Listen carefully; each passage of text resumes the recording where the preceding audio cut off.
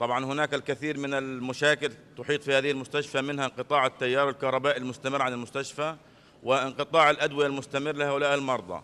طبعا عندنا في المستشفى ما يقارب من حوالي 40 مريض غسيل كلى يغسلون على مدار الأسبوع. هؤلاء المرضى معرضون للخطر الحقيقي بسبب نقص الأدوية التي تقيهم من المرض. هناك الكثير من الأدوية كعلاج التشنجات والهرمونات للمرضى مفقودة تماما في المستشفى. هناك عندنا في المستشفى حالات التليف الكيسي السيستيك فايبروسيس، وهؤلاء المرضى يعانون في البيت وفي المستشفى لأنهم دائما يحتاجون إلى التيار الكهربائي حتى يقوموا بعمل تبخير لهؤلاء المرضى.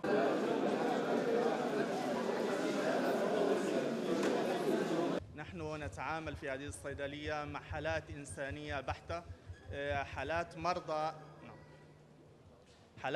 مرضى الأورام والعلاج الكيماوي. نقوم بتحضير جرعات علاج الكيماوي لعشرات الأطفال في هذا المستشفى.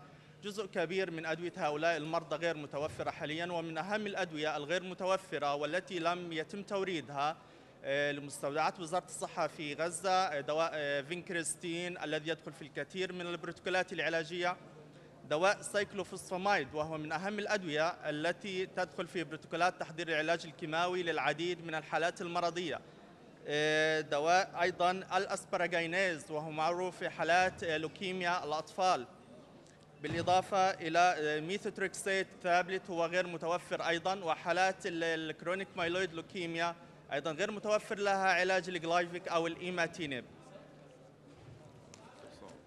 نعم. طبعا في ظل نقص هذه الأدوية وصعوبة التحويلات فهذه حالات إنسانية تحتاج، وهذا نداء استغاثة لجميع الجهات والمؤسسات لتوفير العلاجات الخاصة بالأطفال لاستمرار تقديم خدمة العلاج الكيماوي والحفاظ على حياة هؤلاء الأطفال في قطاع غزة.